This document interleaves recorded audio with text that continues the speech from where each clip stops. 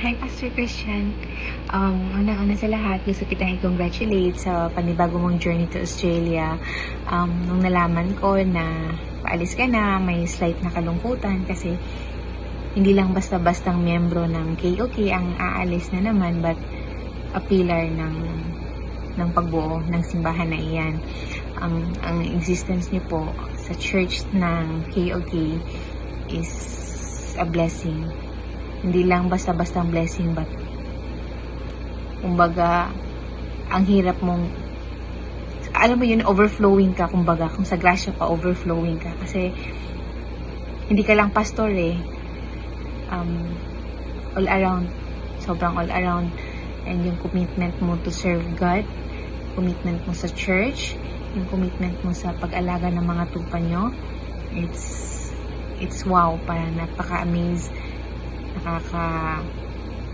pang-model talaga na dapat talagang sundan ninuman sa church. And even not just sa church, but ninuman sa labas ng church. Ingat ka po, kung saan ka man ng lupalop ng Australia ilagay ni Lord, I'm sure magiging blessing ka din doon, kung same as how you are a blessing to us. Ingat ka lagi, and huwag mo kami kalimutan kahit malayo tayo. Sana kahit virtual, i-join nyo rin ako. I-join nyo naman ako minsan. Ulit, keep being humble. Ang humble nyo talaga, sobrang humble, witty, ang cool lang din, alam mo yun. So, I'm sure kung sa bago mang environment ay maninibago ka, but I'm pretty sure na easy din yung adoption mo doon. Sa ulit, salamat and congratulations. Ingat ka. God bless you, Pas. Hi, KOK family. Good evening sa inyong lahat. Ako po si Kuya Rowel ng Jeddah, former member po ng KOK Damang. Ayun, binabati ko si Kuya Christian sa kanyang magiging bagong journey sa Australia. Napakasarap sa puso na marinig na merong na answered na prayer ng ating kapatiran, lalo na ating pastor na si Pastor Christian.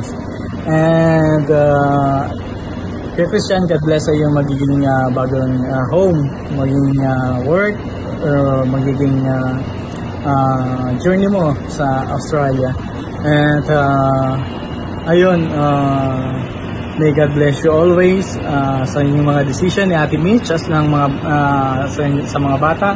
God bless sa inyong lahat at sa lahat ng mga magiging plano sa buhay. And yun lang po, maraming salamat po lahat. God bless po sa lahat ng KLK dyan sa Damang. Hi, Pas Christian, kumusta po? Glory to God sa buhay mo po. This is it, pansit. Alam ko may pansit ngayon dyan sa KOK. Salamat sa Diyos at tinugunan niya ang matagal na nating pinagpipray sa Kanya. Tunay nga na napakabuti ng Diyos sa ating mga buhay. Dahil ang bawat panalangin na ating pinagkakatiwala sa Kanya ay lagi niyang sinasagot. At salamat sa KOK, ng prayer warriors ng KOK, tunay nga na napakalakas natin sa ating Panginoon. dahil ang lahat ng ating mga panalangin ay Kanyang tinutugon. Amen.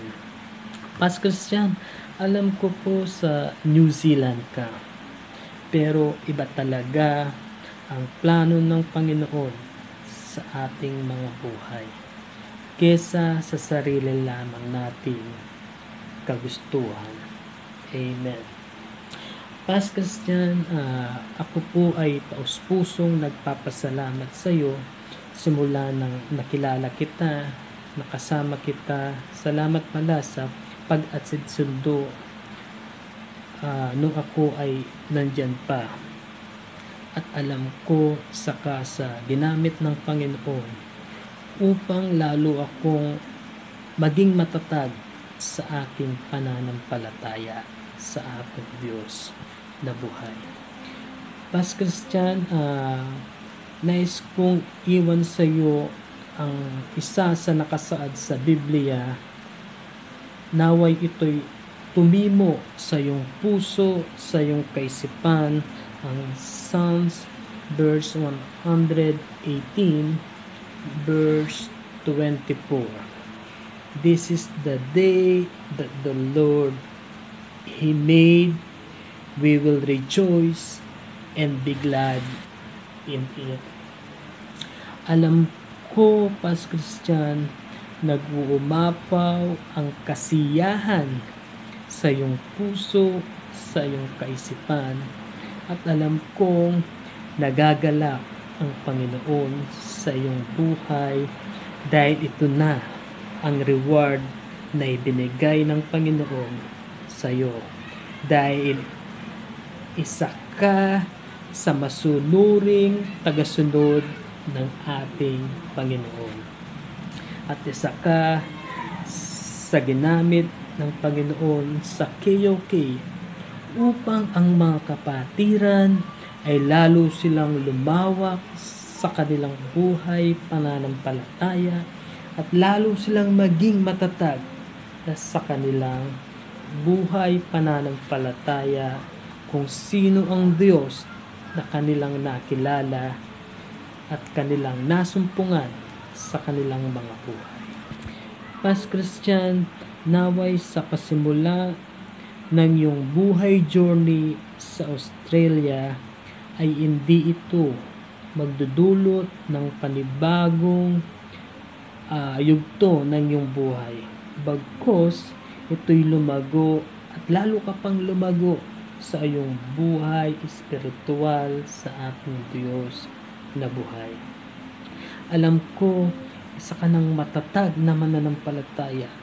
Alam ko, hindi ka na magpapatinag sa anumang hamon na iyong haharapin sa iyong buhay. Pastor Christian, alam ko, ang Diyos ay hindi ka niya iiwan, hindi ka niya pababayaan, dahil si God ay laging nandyan para sa iyo. Maraming salamat sa iyo, Pastor Christian. Tunay nga na nagagalak din ang aking puso dahil natupad na ang isa sa iyong panalangin. I miss you so much and God bless. Hello, Tito Christian. Are you going to Australia now? Everybody speak English. They're only here in the Philippines. They speak English. But here in the Philippines, They speak Tagalog. yeah, it has a Philippine flag. You can go there. Hi, Kuya Christian. Good luck po sa bagong journey niyo po pa Australia and ingat po sa pag-uwi sa Pinas and maraming salamat po sa lahat ng mga pinagsamahan natin dyan sa Saudi. Lahat ng mga advices niyo po sa akin, lalo na sa aming mag-asawa. And regards kay Ate Mitch. Bye! Bye! Hello! Say bye! Bye-bye! Bye, Tito Christian! Bye-bye. God God bless! bless! Bye-bye! Family. Hello. And hello, Kuya Christian.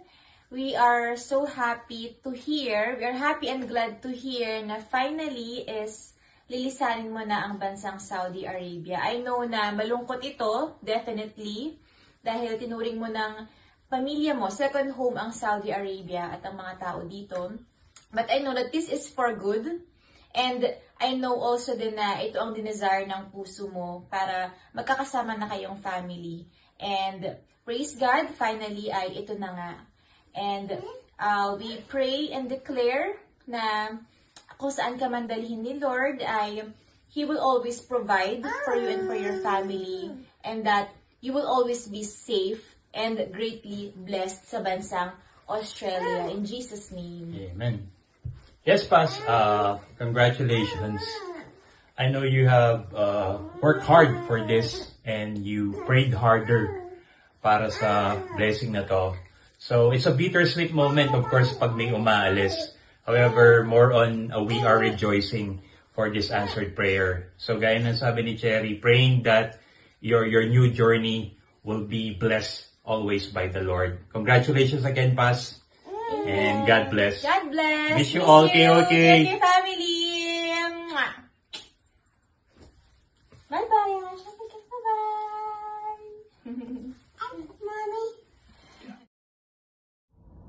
Hello church, good morning, good evening. This is truly a wonderful day today that God reminded us that He is faithful, that He hears our prayers and petition, that He answered our prayers because of this celebration that we had today, the Maasalama of Pastor Christian.